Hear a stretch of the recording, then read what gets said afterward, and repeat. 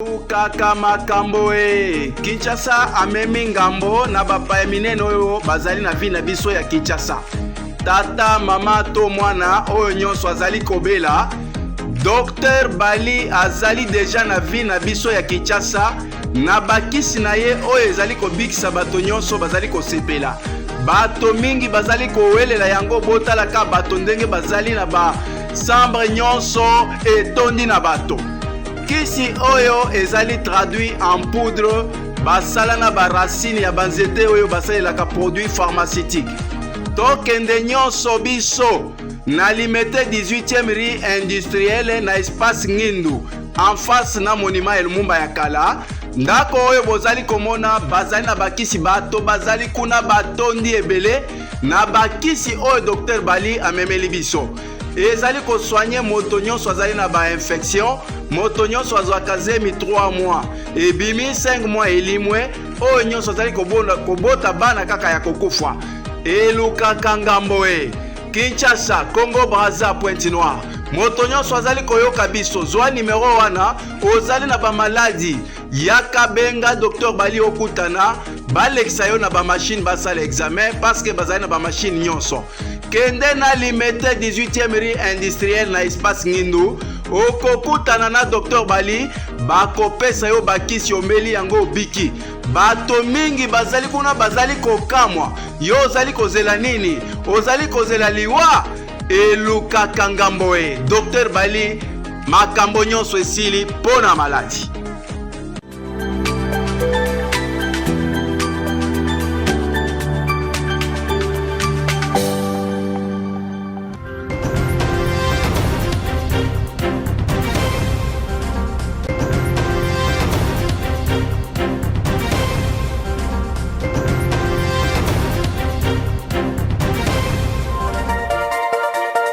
Le président de la République, Félix Antoine Tshisekedi, s'est entretenu avec les nouvelles envoyées spéciales du Royaume de Belgique pour la région des Grands Lacs.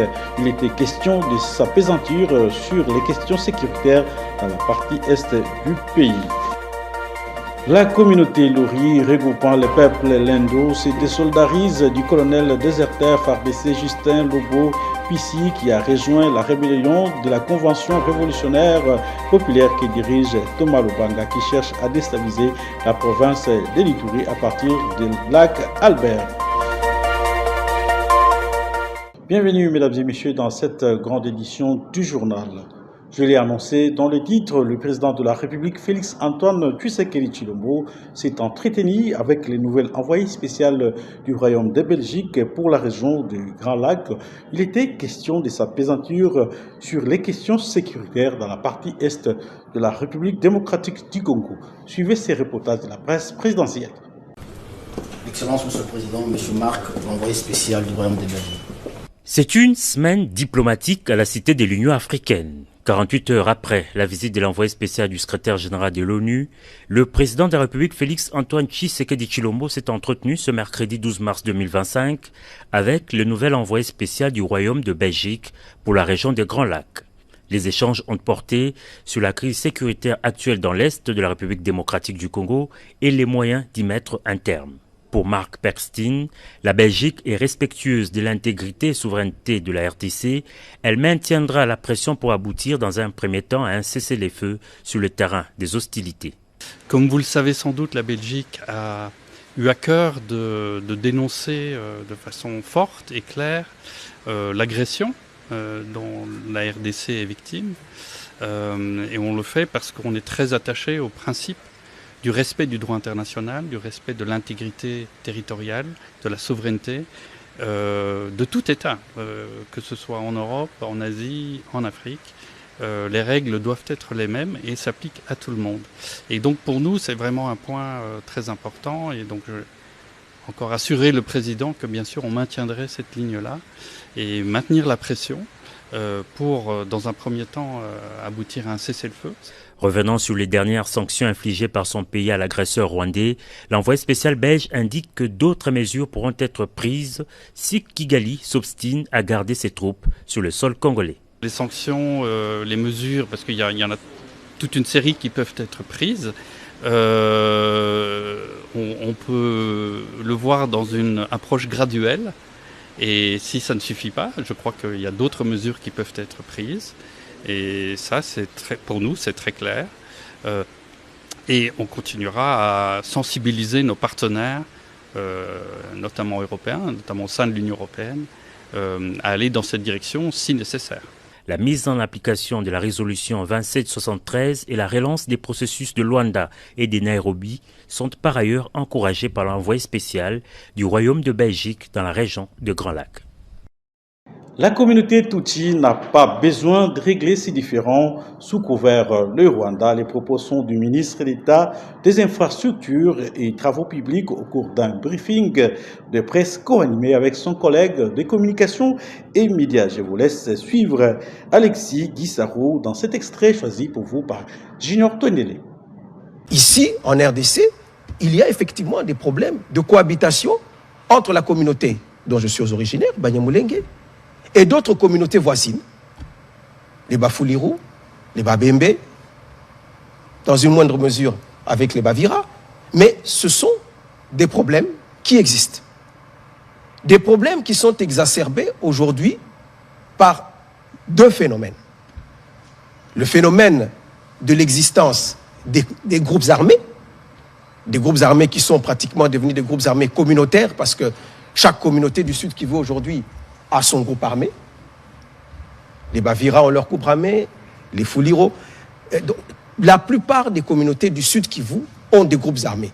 Donc ça voudrait dire qu'il y a un problème de circulation d'armes et qui font que, au lieu de régler les problèmes comme africains au niveau de l'arbre à palabre, mais il y a malheureusement des exactions qui se font parce qu'il y a des gens qui sont détenteurs d'armes. Mais ce problème est exacerbé aujourd'hui à cause de l'ingérence d'un pays voisin qui est le Rwanda. L'ingérence du Rwanda, au travers des multiples invasions qu'ils ont perpétrées dans notre pays, font que ce problème a pris une dimension qui est aujourd'hui, qui nous fait vivre la situation, comment je vais appeler ça, cette situation terrible que nous connaissons aujourd'hui, où notre pays est divisé, où notre pays est victime d'une agression, d'une occupation, avec des prétextes fallacieux, où un pays vous dit « je viens pour protéger la minorité Tutsi ou la minorité Banyamulenge qui sont en danger d'extermination. » Mais où se trouve ce projet d'extermination?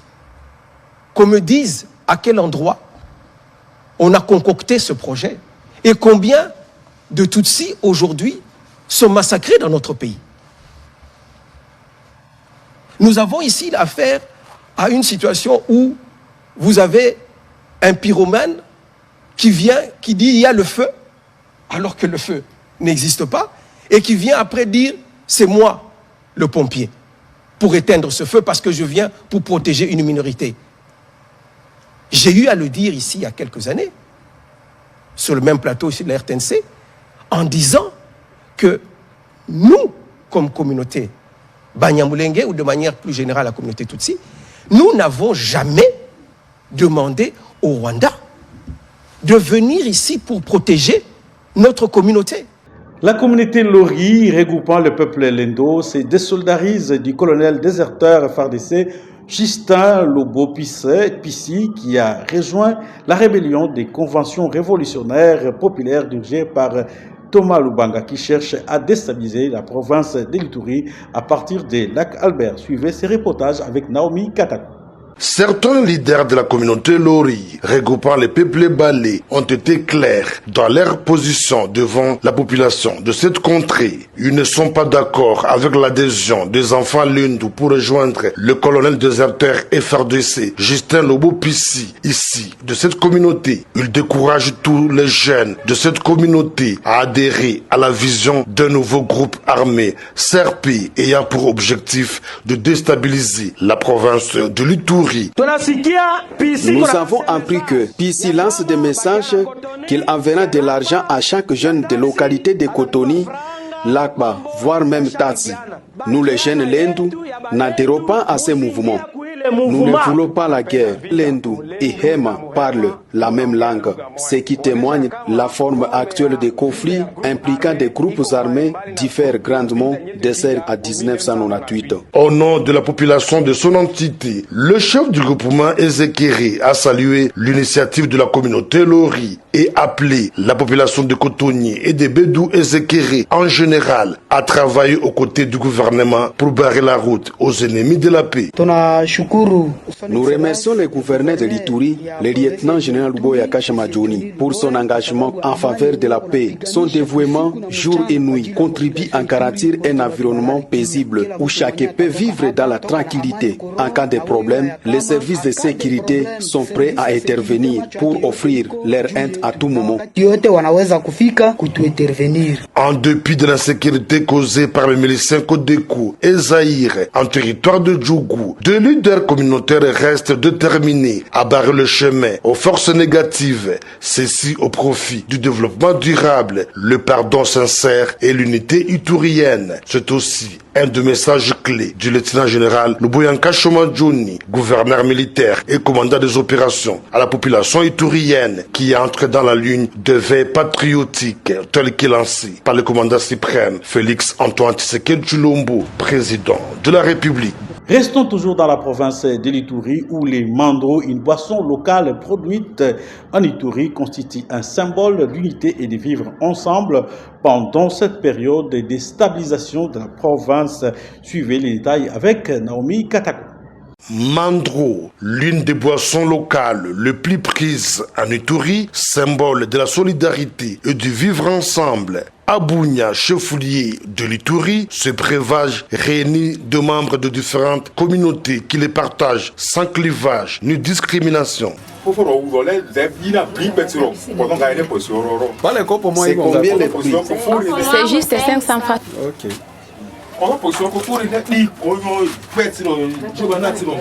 Comment produit-on cette boisson qui fait partie du quotidien d'un bon nombre de fils et filles de l'Ituri, de productrices et vendeuses? Explique. Nous malaxons avec l'eau chaude comme la pâte de maïs. Une fois terminé, nous l'exposons dans un endroit pour le refroidir. Après, nous le mélangeons avec de l'eau, suivi de sorgho et millet. C'est pour renforcer le corps. Après 2 jours, nous les vendons comme c'est prêt pour la consommation. Pour le consommateur, le mandro est bon pour leur santé et fait également office de repas. Ici, notre bière ici locale, je l'apprécie beaucoup parce que ça aide beaucoup. On l'appelle mandro. Dans des recoins, les gens l'appellent mandrapa. C'est fabriqué à base de nos produits agricoles. Quand vous prenez ça, en tout cas, ça vous donne la santé, comme si vous aviez mangé. Il y a déjà, monsieur les journalistes, ils prennent toujours les mandrons, mais ils sont à pondre ça tout. Parce que ce sont nos produits du champ que nous consommons dans les mandrons. L'unique calebasse remplie de mandrons fait le tour entre 2 ou plusieurs personnes, renforçant ainsi la cohésion sociale et l'amour entre ces preneurs ici de différentes communautés. Une scène paraissant drôle, mais pleine de leçons pour certains fils et filles de l'Ituri qui veulent opposer les communautés les unes contre les autres. Autre chose à présent, l'opération Ndobo lancée par le vice-premier ministre en charge de l'intérieur, sécurité et décentralisation affaires coutumières, peu à peu porte ses fruits au Congo central. La police nationale congolaise a mis la main sur un groupe de balfrats qui sème terreur et désolation au sein de la population. Suivez les explications. Ils étaient 144 présumés criminels, dont 6 filles présentées le mercredi 12 mars devant le bâtiment administratif de l'état-major du commandement de la police nationale congolaise par le commissaire divisionnaire Israël Kanto auprès du vice-premier ministre, ministre de l'Intérieur, Sécurité, décentralisation et affaires coutumières Jacques-Ben Chabani. Ce dans le cadre de l'opération Ndobo lancée au Congo central. La cérémonie se déroulait en présence du dieu de l'exécutif provincial, Grace Kwanga Maswangi Bilolo, Prosper Ntelantabidila, du commissaire général de la police nationale RDC, Benjamin Alonga-Boni, et d'un parterre d'officiels. C'était l'occasion pour le patron de la sécurité intérieure d'interpeller la conscience pour dénoncer afin de mettre un terme à la criminalité urbaine qui connaît des proportions inquiétantes de nos jours. Félicitons le travail abattu par la PNC Congo central. Il a promis un renfort en matériel roulant et logistique pour la rendre encore beaucoup plus efficace. Batata, bamama, oyo bana na bino, bobatela bango, bobenda bango matoi. Bobenda bango matoi makasi. Oyo nanto zuite o azali ko continuer na bizaleli wana ya criminalité boye ba que to rezoyer. Ici c'est pour moi l'occasion aussi de féliciter le commissaire provincial du Congo central pour na musala malamu azoko sala ba épreuve yango wana ezomonana et silité parce que to zuite bango nyos touté kala mingi te bokozwa lisusu matériel roulant oyo commissaire général à Kotia na disponibilité na bino na kanisi semaine prochaine et kozala déjà wa na Congo central beaucoup ka ko distribuer yango na ba commissariat nyoso pour permettre à notre police d'être plus efficace. C'est en début d'après-midi que la délégation du VPM Jacques-Ben Chabani a regagné la capitale quinoise via l'aérodrome de Chimpi à travers un aéronef affrété à la société Kinavia 9 Sierra Golf Liban Alpha. En présence du vice-premier ministre et ministre en charge de la défense nationale, le FARDC ont bénéficié d'une nouvelle unité flottante alternance pacifique du 24 janvier 2019. La cérémonie s'est déroulée à Boma, au Congo central. Suivez. Cette nouvelle unité flottante avec un équipement militaire adéquat pour la patrouille dans les eaux territoriales appelée Alternance Pacifique du 24 janvier 2019, le rituel cérémoniel militaire pour la réception par le vice-premier ministre de la Défense nationale et ancien combattant Guy Kabombo Mwadianvita s'est déroulé au port international de Boma devant plusieurs autorités militaires et civiles, notamment le lieutenant-général Ishalingonza Ndourou Jacques, chef d'état-major adjoint en charge des opérations au sein des FARDC, les vice-gouverneurs de province Prosper Ntela, représentant l'exécutif provincial du Congo central, ainsi que le militant du parti au pouvoir UDPS, les patrons de la défense en RDC, ont indiqué que cette acquisition s'inscrit dans le cadre de l'équipement des FARDC tel que promis par le chef de l'État et commandant suprême. Avec ce navire de guerre, les patrouilleurs haute mer, les FARDC renforcent leur capacité d'intervention le long des côtes maritimes à travers les forces navales contre les actes jugés criminels dans le fleuve et en haute mer. La force navale est responsable de la surveillance et de la protection des eaux territoriales de la nation. Ces missions englobent la défense des côtes, la lutte contre les activités illicites en mer, telles que la pêche illégale, la contrebande, la piraterie, le trafic des êtres humains, la pollution maritime, la contribution aux opérations de maintien de la paix dans la région.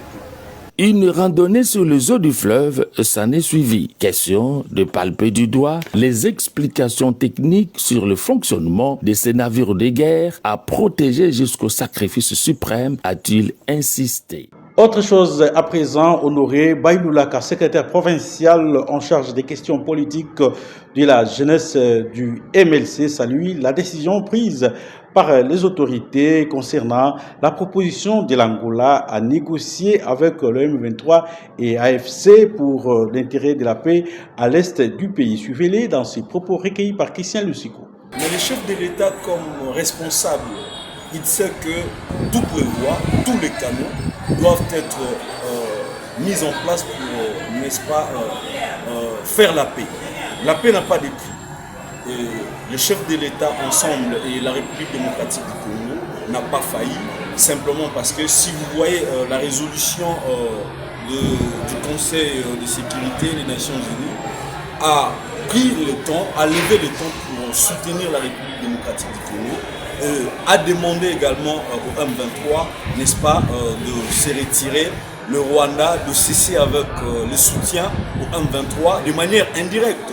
Nous espérons, avec tous les efforts que l'Union européenne et certains députés de l'Union européenne sont en train de mener, nous espérons que la paix, d'une manière ou d'une autre, sera restaurée. Nous ne cesserons de dire que la paix n'a pas de prix.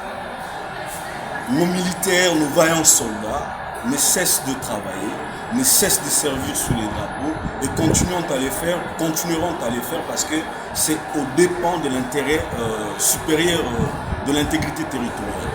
Mais le chef de l'État, parce que c'est lui qui est le garant du bon fonctionnement des institutions, le chef de l'État doit également et continue à privilégier la manche diplomatique, puisque la paix n'ayant pas de prix, nous espérons qu'à l'issue de cet appel, à l'issue de cette invitation, le chef de l'État va, n'est-ce pas, faire comprendre au M23 que pour gérer la nation, il ne faut pas prendre les armes.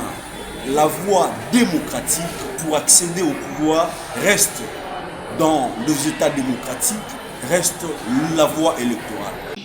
Restons dans ce même chapitre. Dans la liste politique, indépendant Arsène Mboumba soutient aussi cette démarche de dialogue avec les Congolais qui ont touché les armes contre la République démocratique du Congo dans l'objectif de remettre la paix dans la partie est de la République démocratique du Congo. Suivez-les dans ces propos recueillis par Milka Mayambi. Nous saluons le gouvernement par le fait qu'ils ont compris, au-delà de leur arrogance, au-delà de sentiments qui les animaient, ils ont fini par comprendre que les intérêts de la nation doivent passer au-delà de nos intérêts mesquins ou nos intérêts politiques.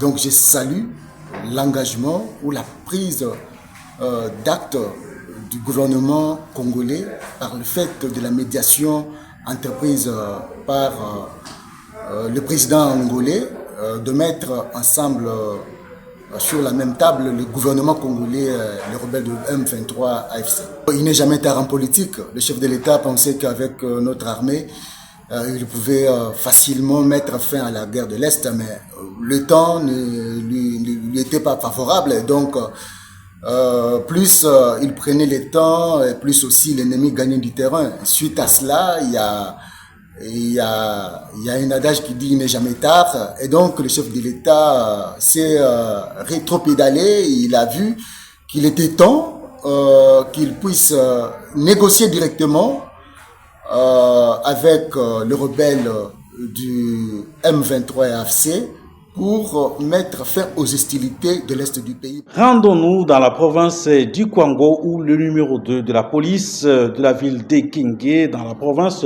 du Kwango, le colonel Polo Ngoma a présidé une parade le lundi 10 mars 2024 où il a sensibilisé ses troupes sur les principes et normes de leur travail. Suivez ce reportage avec Julia Mwamba et Kile Bayama.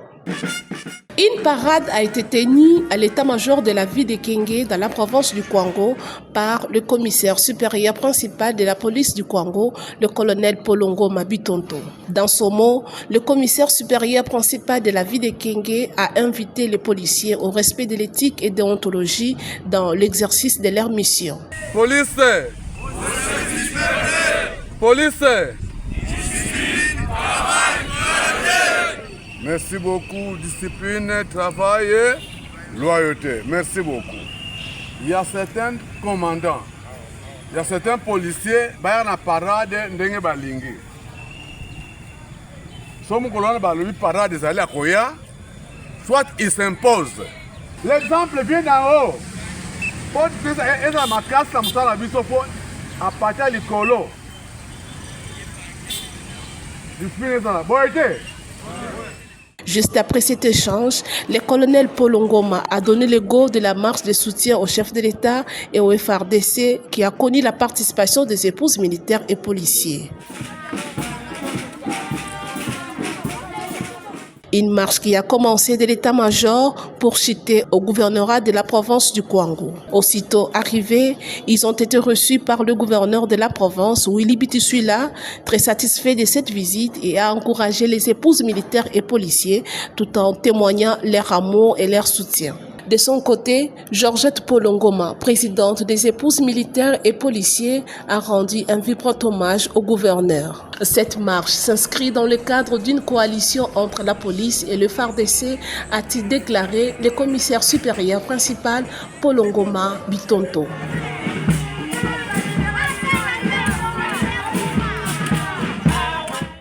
Elle s'appelle adjudant Issimo Otika Hélène, élément de la police de circulation routière qui travaille sur Carrefour des Mango et Ouia dans la commune de la Gombe. Votre rédaction a pensé à cette femme policière qui a une bonne réputation sur terrain. Question de l'honorer dans 6 mois de mars. Suivez ces reportages de Christian Lissoukou. En ces mois de mars, il est très important de reconnaître et soutenir les efforts des femmes dans les différents domaines de la vie. Elle s'appelle Issimo Otika Hélène, policière de son état au grade de sous-commissaire principal de la police de circulation routière qui travaille au carrefour des Mango et Ouia dans la commune de la Gombe. Une femme mariée qui commence sa journée dans sa maison comme toute femme avant d'arriver dans son lieu de travail. L'adjudant Issimo Otika Hélène a une bonne réputation sur le terrain par les élèves, conducteurs et les passagers. Interrogé quant aux réalités de l'exercice de son métier sur terrain, l'adjudant Otika Hélène donne des précisions. On est tous aux maman et pour s'organiser. Pour s'organiser, au début, nous allons tous sous les drapeaux. Il faut respecter. Dans le salon, on a 6 heures, dans le 5 heures. Nasali moi ma toilette na ngai na silisi na ye musala na ngai na 6 heures pour régler circulation. Ba problème to kuta na ngo zaka ya ba usager ya nzela. Kuta na ba consumer ba pressé ato ye saison na nzela biso azolo ba na o mabe makambo ebele. Bon, je supporte aka nyonso po eza musala. Ata embouteillage ezali mais to meka kaka ko bongisa ko ekende malamu. Batunde tozana bango na nzela na bana moto nde moye ezate mais tozomeka kaka kosala ke nzela etambola malamu. Retenons que cette brave dame, élément de la police de circulation routière, l'adjudant Issimo Otika Hélène, fait partie des policiers qui exercent bien leur métier sur terrain et sans inquiétude ni tracasserie. Mesdames et messieurs, nous sommes arrivés à la fin de cette grande édition du journal, mais avant de nous quitter, les rappels des titres. Le président de la République, Félix Antoine Tshisekedi, s'est entretenu avec les nouvelles envoyées spéciales du Royaume de Belgique pour la région des Grands Lacs. Il était question de s'apaisantir sur les questions sécuritaires dans la partie est du pays. La communauté Lori, regroupant les peuples lendo, se désolidarise du colonel déserteur FARDC Justin Lobo Pissi qui a rejoint la rébellion de la Convention révolutionnaire populaire qui dirige Thomas Lobanga qui cherche à déstabiliser la province de l'Ituri à partir du lac Albert. Mesdames et messieurs, nous sommes arrivés complètement à la fin de cette grande édition du journal. Merci de l'avoir suivi.